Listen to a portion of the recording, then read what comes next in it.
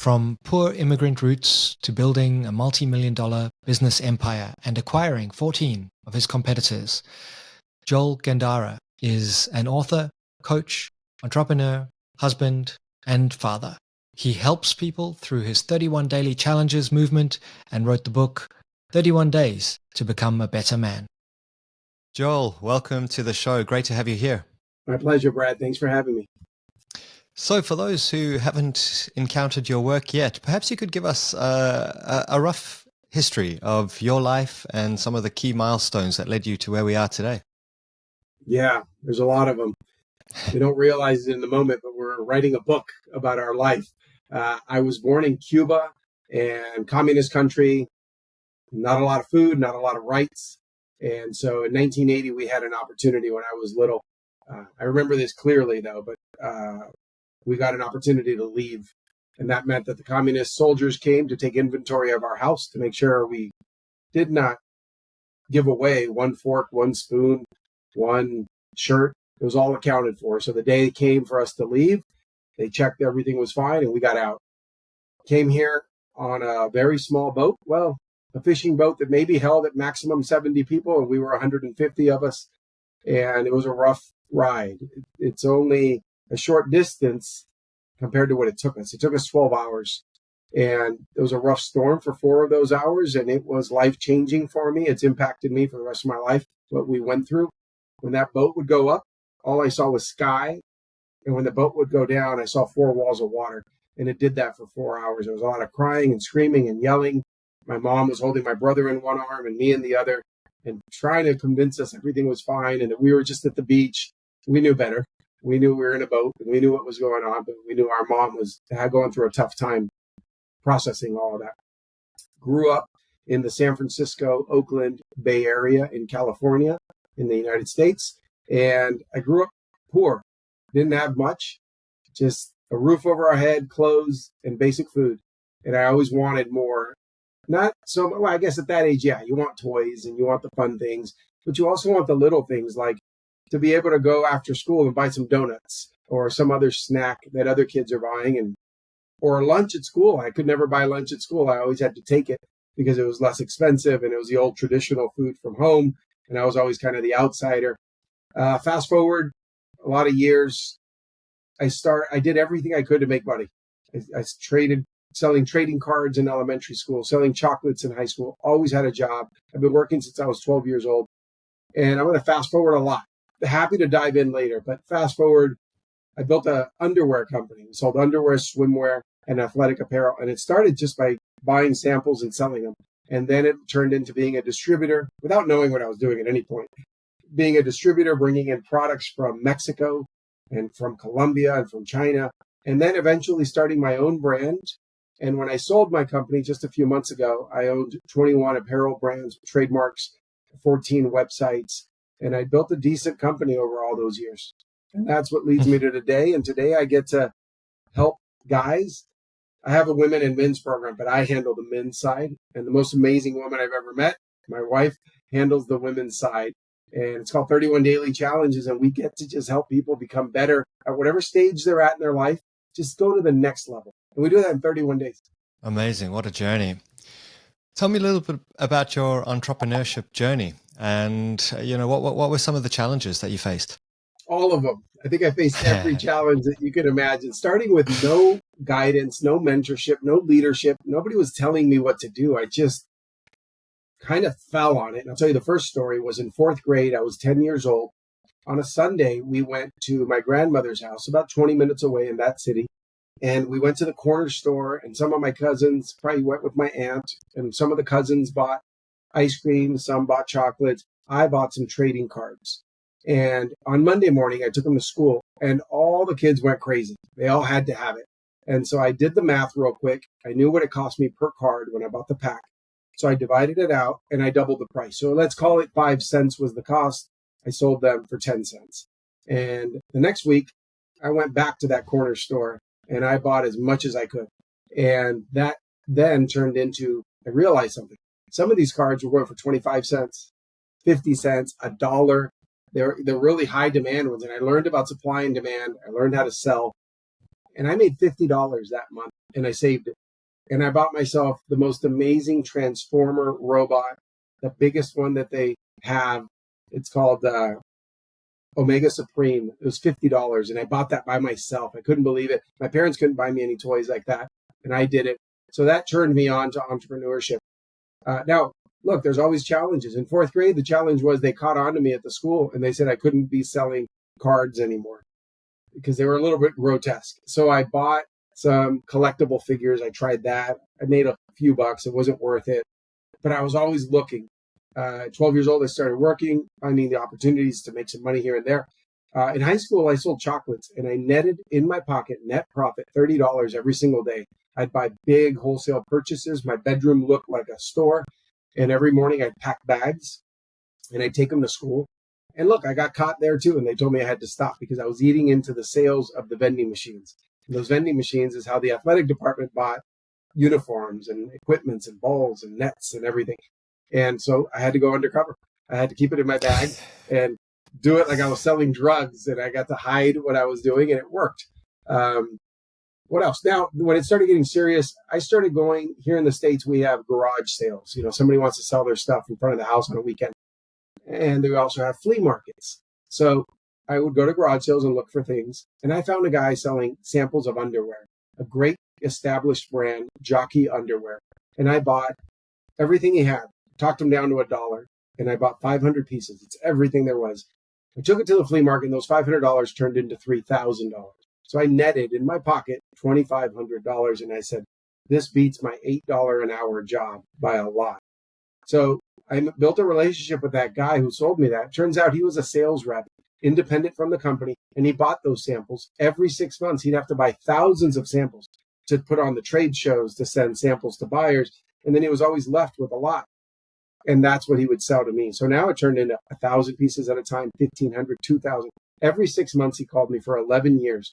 So I did away with the flea markets because eBay came along, and I started selling on eBay, and I started getting top dollar, $12, $13, $14, and I was buying these for $1. The problem is they always ran out. I did, a month or two later, I had no more, and I'd say, well, I have my full-time job, but this great business on the side runs out. What can I do? And I spent hours a day searching, and I found a brand out of Mexico, and I still didn't know what I was doing. I don't know if I know today what I was doing, but I bought samples I bought pieces from them. I put them for sale. I grew that by taking it to wholesale trade shows. I went to Paris, New York, Las Vegas, and I sold to stores because they gave me a really good price. And I grew that quite a bit. My first order with them was about $2,400 or $2,500.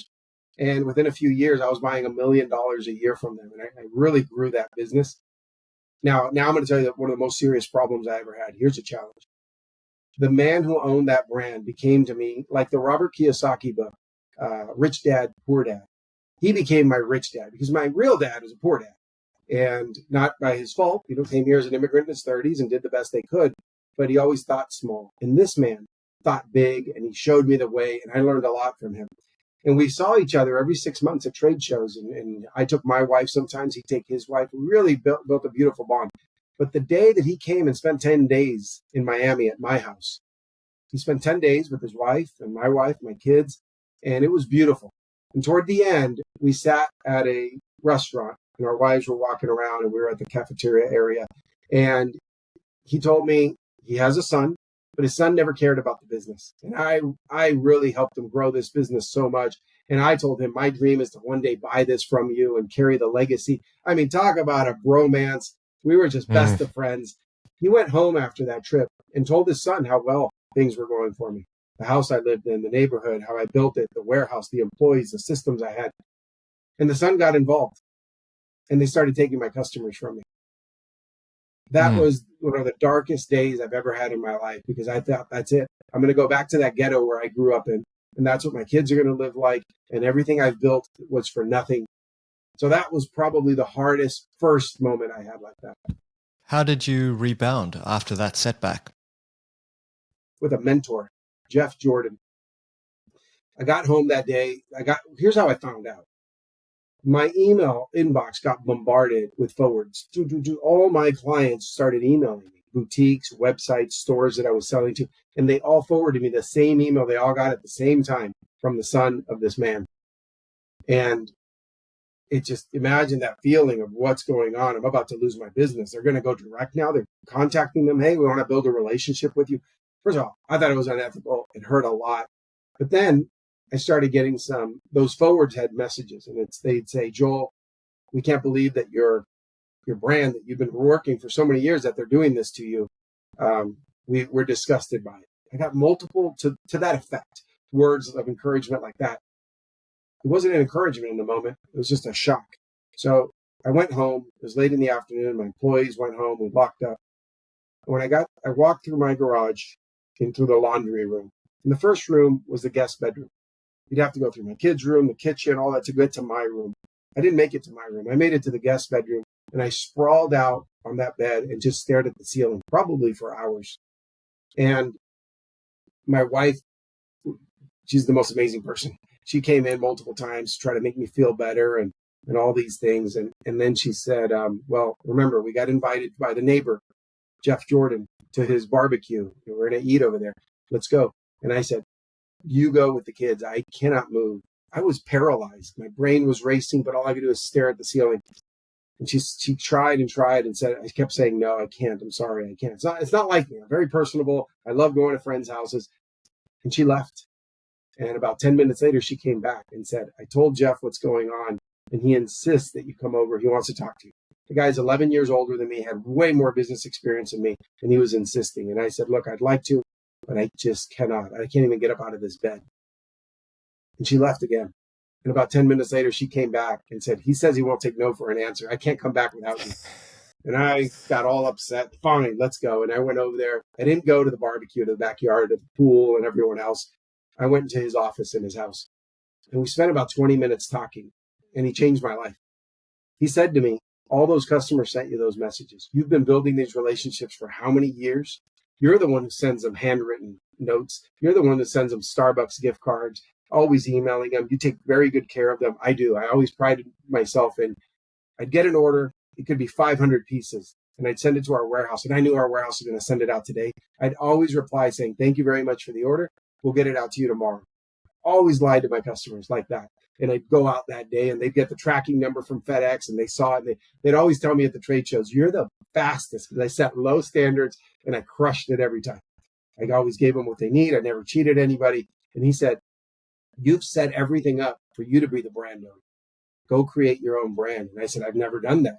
And he said, all those customers of yours will probably help you. So I reached out to my customers, my best ones, and I said, I'm in trouble. I have this problem. I can build you a better brand. I can make it for less expensive because there's less people involved, higher quality, and I'll make you anything you tell me. So this was amazing. Talk about relationships. I got bombarded with such generosity from my clients. They started sending me samples of underwear and swimwear that they wanted me to make that came from my competitors. Obviously, in clothing, I can make this black t-shirt. You can make that white t-shirt, and we could copy each other all day. It's pretty basic. There's no brand behind it. You're going to call it your brand. I'll call it mine. We can all do it. So we did copy some things, but we changed some colors. We changed the pattern. We didn't make things identical, but the idea of the style. We created our own brand. 13 months later, we hit $1 million in sales, and no one was going to take this away from me. That's why I say that man changed my life. That's why I become a coach, sold my company. Years later, after I grew it, I bought 14 other companies, rolled them all up and sold it. But it was all about that mentoring and that proper coaching at the right moment that changed my life. How important is leadership through this journey? And did you find you were a natural leader, or you learned some of these skills along the way? I think as a kid, I was a pretty good leader. Or maybe I wasn't a good leader, but I always put myself in a position of leadership. Once I learned English, the first few years, I was the outcast. I didn't talk to too many people. But I craved it. By third grade, I got here in kindergarten. By third grade, I won, and I still have the yearbook with my picture. I was voted friendliest in the elementary school. And to me, that meant the world. It still means I never got best grades or even close to it or honor roll, but that meant the world to me. So I was always friendly, which at least I'd listen to people. They'd listen to me. And I wouldn't be shy about saying, hey, guys, let's go play football. And while they all wanted to play basketball or whatever, I would always give my opinion, and a lot of kids would follow me. As I built my business, I think I learned. I hope I learned. I'm always trying to learn. I want to be a little bit better today than I was yesterday, and tomorrow I'll be even better. I have a coach, like a personal one-on-one coach. His name's Jocko Willink. He's a former Navy SEAL, amazing guy, author, business owner, jiu-jitsu black belt, amazing guy. I've learned some leadership from him since I engaged with him a while back. But even before that, I was always trying to find improvement. I really want to improve. I know that I am a much better husband today than I was 2 years ago. I know that for a fact. I asked my wife. She verifies it. She checks it off for me. She tells me that I'm a much better father than I was 5 years ago. So I'm always trying to improve. And in business, yeah, I made mistakes. I made a ton of mistakes. Nobody told me what to do. I had to kind of figure things out on my own. I didn't have the benefit of enough mentors guiding me along each step. So there were many, many nights where I didn't sleep because I was stressed about 2 decisions. And I know that a 10-minute conversation, a 3-minute conversation with the right person would have alleviated that stress. But yeah, I do believe leadership's important. But the way that I lead is by creating leaders. I don't want to be the know-all, end-all, it all comes to me. That's horrible. That just means I have a job. Well, the moment I was making over $1 million a year profit from my apparel company, I made a vow to work less. And I mean a lot less, like 4 hours a week. And I did that. And the only way I could do that, because once you have money, the next valuable thing to me was time. I just wanted time to enjoy life and be with my family. So I created leaders, I believe, whether it's through the outsourced people that we use, the vendors that we had overseas, because we had a lot of vendors overseas, and then with our team in-house. We ran a fulfillment center. We did all of our shipping in our own offices here. And I did not want to answer any questions unless they really needed me. And I would gladly answer them. I always say, I'm here. Just call me. But hey, I trust you. Go do it. Do what you think. And at the end of the day, tell me what you did. Make small mistakes. And then we'll fix those at the end of the day. We'll chat about it so we can avoid the big mistakes later. And that worked.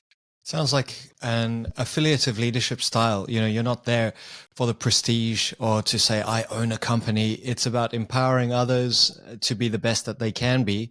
And it sounds like a culture of trust and safety, and, you're all there for each other. And I guess that culture, it's still continuing today.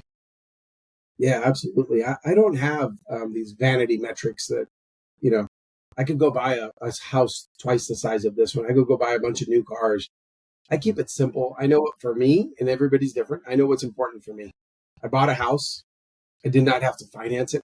I buy a 2-year-old car. So does my wife, and they're nice and they're under warranty still, but we don't need the expensive cars. But we have 4 kids and we get to be with them all the time because at 38 years old, I stopped working from day to day, stopped going in. At 30 years old, my wife retired as a registered nurse after being a nurse for about 9 or 10 years. So we've been enjoying life to the absolute fullest.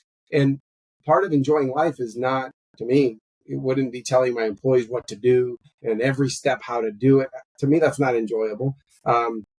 Also, knowing that I could make some of those decisions better is okay. They're going to make some mistakes, but I have to keep my ego in check and be able to say to them, it's okay. You're going to learn through the process. Now, let's talk through it. What's your plan? And this part I learned from Jocko Willink. When they have a plan, which I want to hear about it. I definitely want to hear. You're going to take on this project? Tell me all about it. And then I know that part that they just said is going to fail because I know it. I've been doing this for 25 years. I don't tell them, nope, that won't work. You're going to fail. That is horrible because now they came in all happy and pumped up with their plan, and all I did was step on it. And then what happens is they say to me, well, then you tell me what to do. I'll just do what you say. And which plan are they going to execute better? Their plan that they conceived or the boss's plan? I think they're going to do their plan to the best of their ability. So what I want to do is make small improvements to their plan. It's still their plan. I go, fantastic, Brad, I like it. Now you launch it, you go, what if this happens? So I'm just asking about the thing I'm pretty sure is going to happen. So what if that big client says something about that? Now I throw the ball in your court. It's your plan. You're going to defend it now, but you're not going to defend my objection. You're going to defend, oh, that's a good point, because we have that communication. That's a good point. Let me think about it. And they may come up with a plan right away or say, let me check a few things and I'll be back.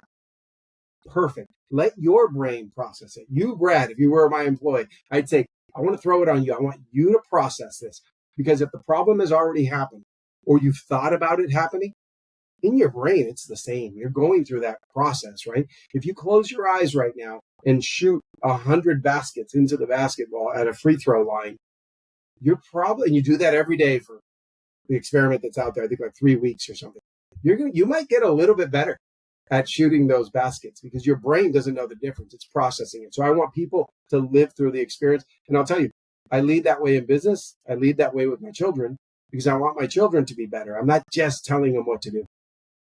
It's a great technique. And absolutely, Jocko Willink's books, Extreme Ownership, it's an amazing guide to leadership.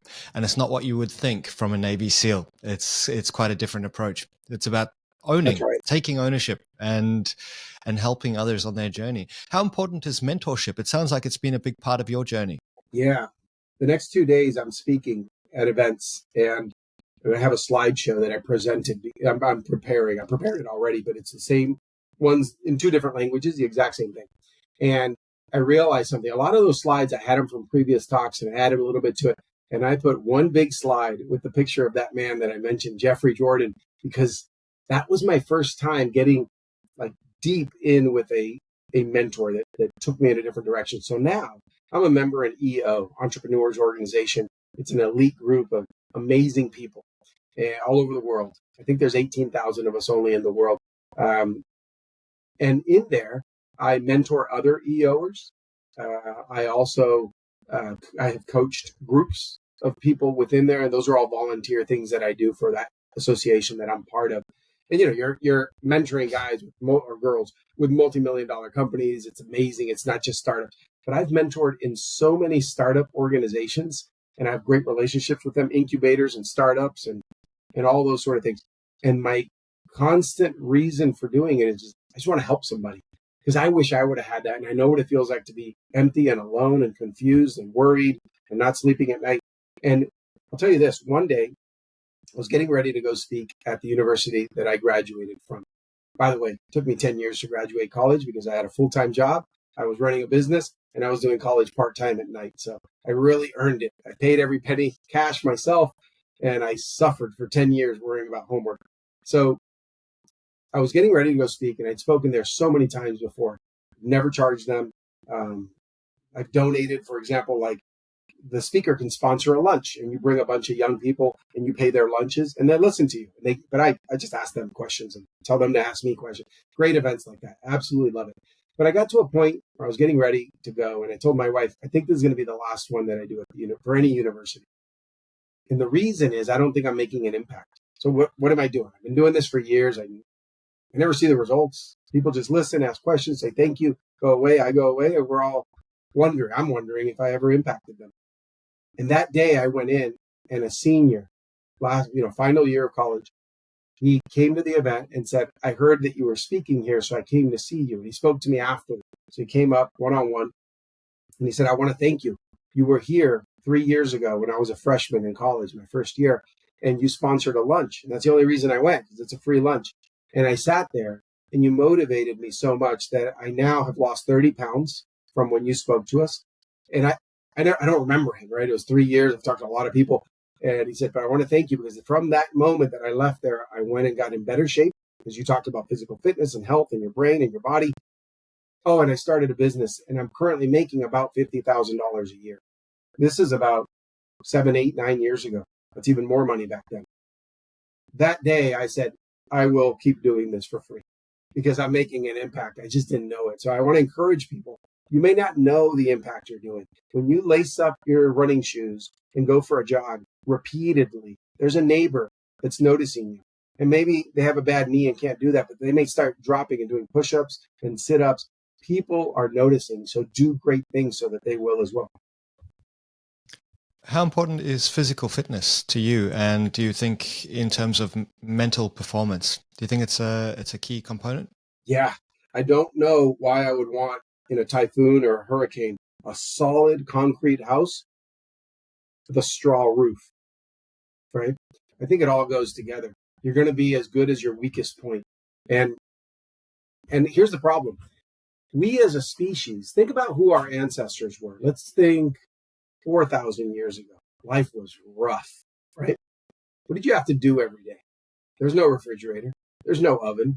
You had to start a fire. Have you ever tried to start a fire? I've done it. I've done some survival training in the forest and stuff like that. It's rough. It is such an existence. And you feel amazing when you start a fire. Well, your ancestors did that every day. And your ancestors hunted food and had to, I've grown a little bit of food. You know how difficult that is? Yeah. Just taking out the weeds, make sure there's no bugs. And we have chemicals nowadays, not good for you, but we have that. They didn't have anything. And they survived and they worked so hard. I saw a documentary once about humans have a special gift, and it's the ability to sweat. And because we can sweat, we can go run for a very long time. I've done some 6-hour races. You can go out and run a long time. And that allows you to run after an animal. And that animal has to stop and pant. And when he does that, you kill him and you eat him. That's the type of existence they had to have just to survive. So we have remote controls, electricity, cars. We have so many comforts. So I think what we're missing for our species is to suffer a little bit. And how do you suffer a little bit? I'm not saying go stab yourself or hit your head with a rock, but put yourself through a little conditioning. The problem is that everybody has a condition, a problem, a high blood sugar, cholesterol, high blood pressure, and they take a pill. Well, I think the reason we're getting all these illnesses is because we're not doing the work. We're supposed to go do the work. You're supposed to sweat every day. Because how did you run after the animal? So that's what we're built for. Guess what? The weak ones like us today died 1,000 years ago. They all died. They couldn't run after the animal. You die. You couldn't start that fire. You die. And guess what? If you're a man, your wife was in that cave protecting those kids, and you're not there to protect them anymore tonight when an animal comes, or you're not there to bring them that food, they all die. So the weak have died off. The strong made it. And I think it's a disgrace what we're doing. I'm talking about myself as well. I have to catch myself all the time and say, nope, I've been sitting for a half hour. It's time to get up, do some push-ups, do some air squats, go lift weights. And I do a lot of things. I have a cold plunge in my house, hot tub, sauna, steam room. And I put myself through the real cold, through the real high heat. I lift weights every day. I train jujitsu.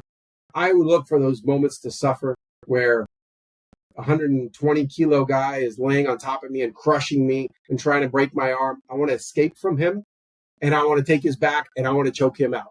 Not to hurt him, but to play real life, because that's what real life was before. So anyway, all that to say, yes, physical fitness for me is 6 to 7 days a week that I train multiple times a day. And I wouldn't be the same person if I didn't do that. Yeah, I do sometimes wonder what our ancestors from 4 or 10,000 years ago would think of us today. We would seem completely alien to them, I think, in the way that we live, the way that we interact, how we're feeling, and so forth.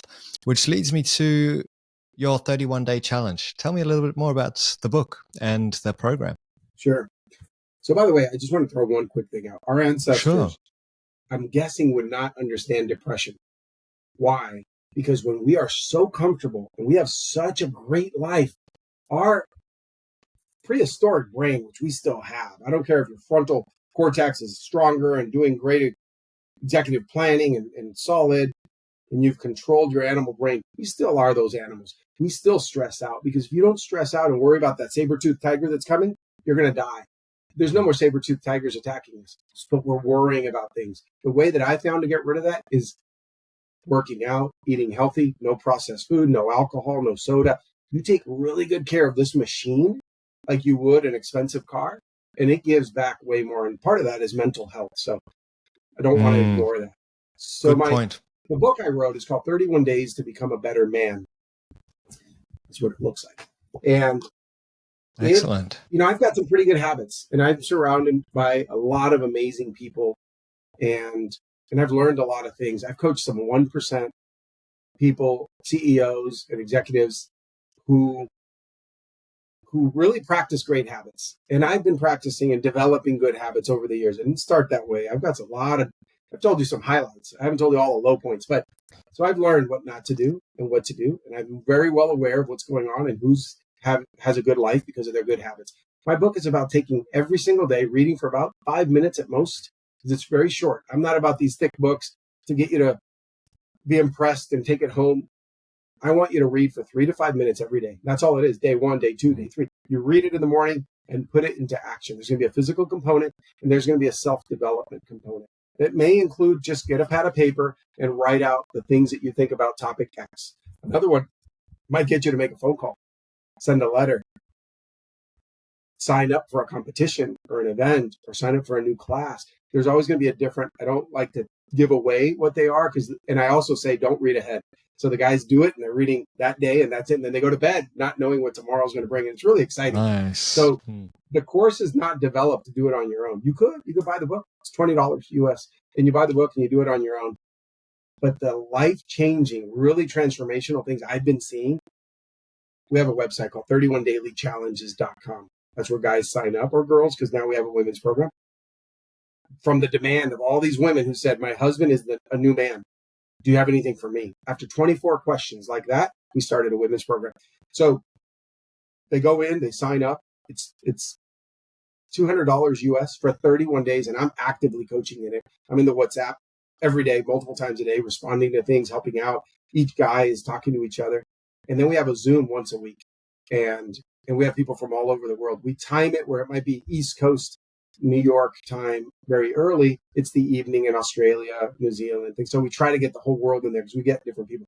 The relationships that have come out of that, the accountability, the brotherhood that's been built is phenomenal. I've invested in 4 companies just in the last year of guys who've been through my program. And a bunch of them have formed joint ventures. Some of them have not been entrepreneurs and they stayed not entrepreneurs. That's fine. But some of them got so encouraged by being around so many amazing guys that they've started businesses. So a lot of beautiful things have come from. Amazing. So how you mentioned habits. What are your thoughts on micro habits, atomic habits? This has become quite a trend in recent times. Do you think that's a good pathway for people to break down their objectives into an identity and then into tiny steps that become a bit more sustainable? Oh, yeah. Look, I know this is going to go contrary to what everyone speaks of. I encourage people to dream small, right? They always tell you, dream big, you could do anything. Sure, have that one in the back of your mind. But now can you do 10 push-ups today? And you have from the morning to the evening, can you do 10? Do that. And then tomorrow, can you do another 10? Hey, in a few days, take a day off, then can you do 15? And start building. And I'm using a physical analogy of push-ups because everybody will understand. It's simple. But it carries over because I could say to you, so what's the issue? You need more customers? Okay. Would making sales calls, would that help? Yeah, it would help. Okay. How many could you make in a day? When I coach people, I don't tell them what to do. I ask them, what could they do? What are you comfortable with? And they tell me. But here's the kicker. What you just told me, while you're telling me, I often am putting it in the calendar, my calendar. And then it says to invite people, it invites you. Go look at your calendar a minute after we talk. It's in there. And that day, I'm going to check in with you. And I'm going to say, did you make the 4 calls that you said you would make on Thursday by 5 o'clock? And you're going to answer me. And that's an accountability partner. But what we do in our program is, yes, I help with that. But everybody has a set of accountability partners within each class, 24 people at a time only. And we do groups of accountability. And we all check in with each other. Because, yeah, I agree. Habit stacking, Atomic Habits, one of my favorite books. I absolutely love it. Do this for a while. Put a Post-it note in your shower. Right before you jump in, it says 10 push-ups as an example. Yeah. And you got to do the 10, and there's your reminder. But the problem is, and by the way, 10 after a week, you're going to say, this is ridiculous. If I drop down, I may as well do 15. I may as well do 20. By the end of it, you're doing 60 push-ups straight. The thing is, if there's no one there, that little Post-it note may fall. And you may not put it back on. But if you have an accountability partner, it's going to check in with you that night and say, did you do your push-ups? You're probably, if you're a driven person and you're going to be that person that's eventually destined to succeed, guess what you're going to do at 11:50? You say, I didn't do my push-ups. Let me get up at night, 11:50 at night, and it's almost midnight. Let me knock out my push-ups. So yes, Great habits, Atomic Habits, stacking them, building that, but it helps when you have that accountability partner. How important is purpose? And any thoughts on values, purpose, to help people focus on a big picture as well as the daily habits that will drive them forward? Yeah. When there's purpose, there's a passion, and you're not working. You're just enjoying yourself. If your passion is tennis, as an example, and you just landed your first job in the tennis world, and maybe it's not the dream job, you want to be a pro, a tennis pro, an instructor, But you are now working on the tennis courts and making sure the balls are where they go, and you're a young man and you're just getting going. Hey, you're on your way to your purpose, your passion. This is your dream in your life, is to play, to be a tennis pro, because you love to teach people, because you love being in the outdoors, because you love seeing the progress that people make, and you want to run a kids program and all of these things. And maybe eventually you want to open your own tennis school. When we figure that out, and I never understood it, there was a friend who came over to see me in my business when he was having trouble in his business. And as I'm coaching him through it, this is years ago, he said to me, I think if we find our passion, then we hit it. That's just the best thing in the world. And at that point, years ago, it was about 10 years ago, I hadn't found my passion. I thought my passion was to make money, because I grew up in a very bad neighborhood. I heard gunshots. I saw police helicopters. I got in fights. It was ugly. I didn't want to live there. So my passion at that part of my life was to get out of there. And once I made enough money to get out and buy a house and move away, I did. But the passion stayed as making money. Well, it's not making money anymore. I can tell you by the prices I charge for my program, my book, right? It's not making money. I've made money. I've got time freedom. Now I found my personal passion, and I'll share it because hopefully this helps people. I have found through mentoring people that gift that I get back when they just tell me, that was phenomenal. I listened to what you said. I tried it. Maybe it didn't work 100%, so I tweaked it. And then I did it again, and it's going phenomenally well. My relationship is better with my wife or my kids, or my business is doing better. That employee who was threatening to quit is now happy. Man, think about that. That changes the world. If we could impact enough people that way, I think we're going to have a better planet if we could do those sort of things. So I personally coach men. My wife coaches women. When I coach a man, I feel like, because I see it. I didn't know this when I started this program, but I get the feedback almost daily. The man will tell me, my relationship with my wife is much better. And guess what? She's starting to go to the gym with me. And our kids are now not playing so many video games, because we made rules now. We made family rules. You have to put your phone down at the dinner table. Whatever things we talk about in our program is starting to improve their family. So that gives that kid, when he's an adult, it takes away the excuse of, well, that's what my dad would do, right? Because he has the excuse to be a bad husband and a bad father because his father wasn't so great. Talk about purpose. To me, I feel like I'm changing the world. 24 guys at a time in each class. Mm. And what's interesting about that is it's not like you started off with that in mind. So a lot of people feel the pressure or the anxiety of, I don't know what my purpose is. And I will often say, well, just do something, because often the purpose emerges as a result of action. Yeah, you're not going to find your purpose sitting on the couch watching television. And I can tell you it's okay to not watch television. For the last 8 years, I have not watched. The only thing I do have is YouTube. So at night before bed, I'll put a documentary or self-improvement or whatever, and I learn about something. I fall asleep. But if you sit on the couch and watch TV, and by the way, the news is the worst, because that'll depress you and give you anxiety. I haven't had cable in our house in years. You don't need it. You don't have to do that. All that is let's call it this way. I'm not a conspiracy theorist, but let's pretend there's an enemy. They want to send you brain waves that will depress you, give you anxiety, make you dependent on medication, for all that stuff. Well, that's TV and that's the news. And that's all that negativity coming in. And by the way, it's very unhealthy, because you're sitting there and not doing anything. Instead of doing that, go Google something. Go look up something on YouTube. Do some research. You've had this idea for the last 5 years that I've talked to you. It's time to start moving something forward. Take action. However that looks, take an action, make a phone call, do a little research, go do the push-ups, whatever it takes to start moving in the right direction. And I think that inertia will kick in over time. Yeah, totally agree. I think being mindful of what you're consuming, particularly in the form of information, is critical. I remember I had this moment when I was in North America a few years back, and I don't watch TV in here where I live, but I was in hotel lobbies or in the breakfast area, and it was just bad news and pharmaceutical ads. And I was going, oh my gosh, it was mind blowing in a bad way. And that's the default. So many people just have that running in the background of their lives. It's not a good thing to do. So mindful consumption, really be discerning about what you're allowing in there.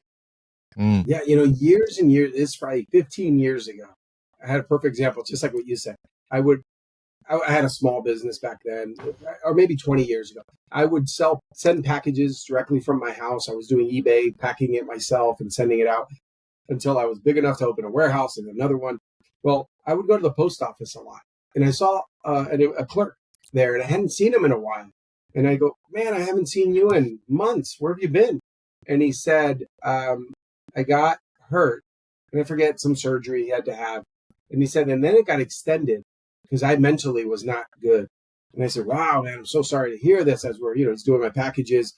And he told me something that now makes total sense. In the moment, I thought he was crazy. He said, because I had that surgery, I laid on the couch for months, right? Let's call it 6 weeks that he had to lay there and just recover. And he said, and all I did was watch the news. And then I got into a very deep depression, and I went to the doctors. And mind you, at this point, I wasn't connecting it. He just said, I watch TV all day or the news. And he said, and I got on some strong antidepressants.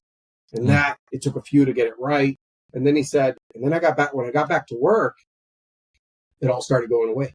It was the input that he was getting all day. So again, imagine that I take a pair of headphones and I put it on, and it's just saying, not even words, just imagine sound waves going into my brain that make me feel bad. And I don't know why, but I now have anxiety, depression, and worry and stress and high cortisone levels.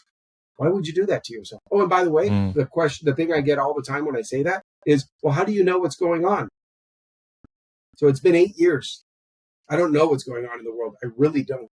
Number one, I don't miss it. Number two, there is nothing I can do about it. I'll tell you what's going on in my kids' lives. I'll tell you what's going on in my wife's life.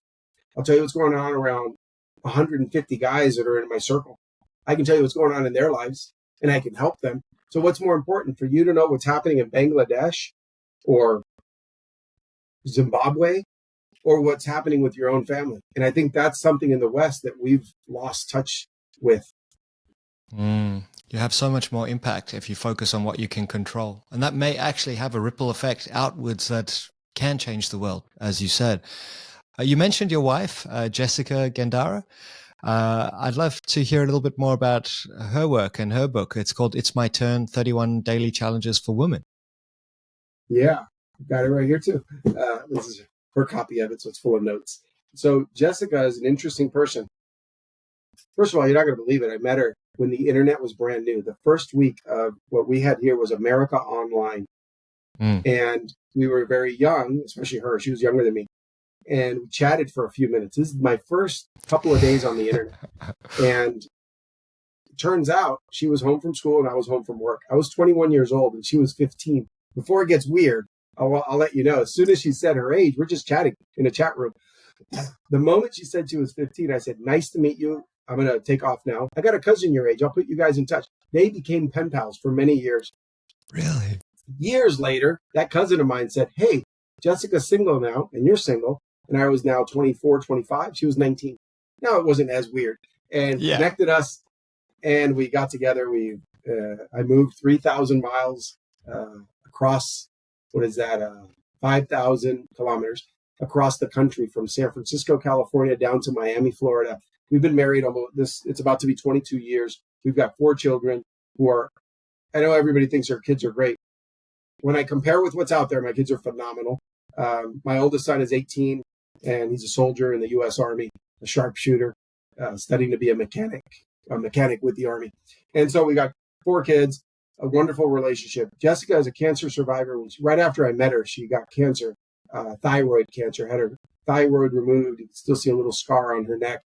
And that changed her life. She wanted to be a school teacher, but that experience matured her and made her want to be a registered nurse. So by the age of 20, she had finished school and was a registered nurse, then went on and finished a bachelor's in nursing and all that. But she had her license at 20 years old. And she was mature from day one, from that illness, from cancer. It went away. We got married. And Jessica, after we got married, I had 2 kids. She was able to retire once my business picked up. At 30 years old, she stopped being a nurse. And we decided we were going to have a 3rd kid. And then later a 4th. But before the 3rd kid, her endocrinologist said, let's have another scan before you have another kid. And they found more cancerous cells. So Unfortunately, Jessica had to go through radiation, a couple of rounds of it. And it was pretty rough, but she survived that as well. She is the most disciplined person I have ever met. And we have a son who's a daredevil. He's treaded water for 4 hours straight at 12 years old. He ran his first half marathon at 8 years old in an hour and 45 minutes. You could look it up. Look up Adrian Gandara, runner. He ran an ultra marathon, 50 kilometers on hills at 14. Very disciplined. I have discipline. But I always say the reason I'm bringing up that son is because he gets it from Jessica. She is the most disciplined person. If she can only sleep 4 hours tonight, she will do everything she has to do tomorrow morning. She won't miss a workout. She'll still train jujitsu, lift weights, go to hot yoga, and still have a call with 10 women and motivate them to go do the same thing and still hold them accountable. She's a machine. So I think I married very well, and she's pushed me to become better. So whenever people are telling me, oh, you're disciplined, you're that, well, I got to be honest. My wife has helped me become even more disciplined. And her program is similar. She takes on 24 women at a time, and they go through this program, and they're all saying it's changing their lives. Any tips for raising resilient children? Yeah, I've been hired and done speeches on this. It's my 10 points to strong and independent children. So our 18-year-old is a senior in high school, but in between his 11th and 12th year, in the summer, he went 10 weeks and finished basic training, boot camp with the Army. And he's about to graduate. He's already serving 1 weekend a month as a reservist for now. Now he goes full-time as a mechanic pretty soon. That son of ours got to $30,000 US in his bank account. We've never given him a dollar. He's been financially independent since he was 16. That's our oldest son. He just bought his first car, $14,500 used car with all the fees. And when I went to the dealer, because he said, the car dealer, he said, Dad, I picked the car. I think I'm ready. Can you just come by and see if I made a good decision before I sign anything? I said, absolutely. I didn't even know he was going there. And I drove and I went to see him. And we drove it. Everything was perfect. And he's ready to sign the paperwork. And I said, okay, Ryan, now we're going to talk about car insurance. And he said, I already called. I already set it up and paid over the phone. So he had just turned 18 years old. He bought his own car without my help, really. He got his own insurance. And guess what happened? 18 years old, he was at boot camp. So he couldn't do anything while he was away. We didn't have much communication. We had sometimes one phone call on Sunday for a few minutes. That's it, just letters. One of those letters said, Dad, ever since I was a little kid, you told me that at 18 years old, I have to pay rent. And he said, but I turn 18 here. Do I have to pay it? Because I'm not going to be there the whole month. And I wrote back and said, no, you don't have to pay it when you get back. So that's the last we talked about it. 18 years old in 1 month, I got a Zelle payment automatically to my phone saying, Ryan just sent you $200 rent or $200. And every month I get it on the first of the month automatically. And so I realized something. We've built them in a way that they take pride in these things. Imagine how upset a kid could say, well, my dad has a lot of money. Why doesn't he buy me a car? My dad doesn't even pay my insurance and he makes me pay rent. But instead, he's proud of this. I heard him saying to his sister the other day, no, excuse me, I pay rent here. I'm a man, to his little sister. That shows me that he's so proud that he's able to do these things without any assistance. And as you go down the chain of the 4 kids in order, there's similar stories. They've all got their own little businesses. They've all got money in the bank. And we have a rule at 16, you're financially on your own. We've taught you how to make plenty of money. You know, my daughter is 11 years old. She has $7,000 in the bank. She has an Etsy store. We pay for her sewing classes because she loves that. Obviously, with little kids, we pay for everything. And she turned that into a business. So she sews and she sells scrunchies for women's hair, dog bow ties, little stuffed animals that she makes. She does farmers markets and pays $100 for her booth. She's been doing this since she was 9 years old. She pays it and she runs it for 8 hours with the sewing machine and her fabrics. And so, yeah, there's a whole 10-step program, I think, that has helped us accomplish that. And so it's very doable. But I'll tell you the number one slide on that deck. It's a united front. Mom and dad cannot do this if one is trying to be future thinking, forward thinking, and disciplined, and the other one just wants to give them the junk food and the free money. You can't have that. They've got to have a united front. That's good advice, for sure. Many families are fragmented, and there's the good one and the bad one, and people like daddy, or the kids like mommy because she's kind. A united front. And does that come down to some core values that you establish as a family? So, for example, as a family, we value 1, 2, 3, and just being clear about that. Yeah. It's interesting because my wife and I have been to couples retreats and gone away for a week at a time and worked on all of these things. We've never written them down. We've never said these are the core values that we believe. But I am so convinced, because the amount of communication that happens in my house, that if you ask any of my kids, this or that, which one do your parents believe in? I think they'll get a 90%, just because we talk a lot. We communicate constantly. There's no surprises. There's no surprise. No one's ever in trouble in our house because we have a conversation. Hey, remember, we don't do that. Remember the rules. We have rules. So we go through the rules and they go, oh, yeah, that's fine. I think kids like structure. Yeah. Not if you've let them be unstructured all their life and now at 15 years old, you're trying to impose this. But overall, we like structure, right? We like a society where the car is going to drive inside the lane. Imagine if that doesn't happen. You're going to crash and be nervous. And same thing with your life. Why not run a family, a business, your life with structure? Makes so much sense. Similar to how you would interact with your team. You know, there are some rules of engagement, but it's all about communication, solving problems, working together. So, Joel, thank you so much for your time. What would you like people to do? I'm sure many are enthusiastic, looking forward to connecting with you. Of course, there's going to be some links in the show notes, but what would you like people to do? Well, first of all, I want them to take action on anything they've been putting off. If they've said, well, you know, I've always wanted to, there, fill in the blank. Whenever you say the words, I should, I want to, I'm gonna, anything like that, that's your cue. That's your red flag to go, oh, I just said that. So I either have to do it right now or schedule it right now. So it's 3 a.m. and you've been meaning to do your blood work. You can't do it right now, but guess what? You can put an alarm in your phone for 9 a.m. when the doctor's office is open and schedule your blood work for that time. It's going to pop up and you're going to do it. And all of a sudden that's a victory. And you go, oh, I'm moving along. Now, if you want more of that, it's 31dailychallenges.com. I'm on social media, Instagram. It's Joel Gandara. Can't miss me. And I'd be happy to connect with anyone here. If you go to my website and hit contact or message me on social media, I promise I will reply. I've never not replied to someone. Joel, thank you so much. A pleasure talking to you. Very inspiring to hear more about your journey and the impact that you're having on people's lives. Any final thoughts for our listeners? Yeah. I was a below average student. I didn't speak the language when I got to this country. I grew up very poor. There's nothing special about me. If I could accomplish the things that I've accomplished in business and family and life, I honestly believe anyone can do this. Thank you so much for your time today. Everyone, please do click the links in the show notes. Check out Joel's work. Check out Jessica's book as well. And we'll see you in the next episode. See you.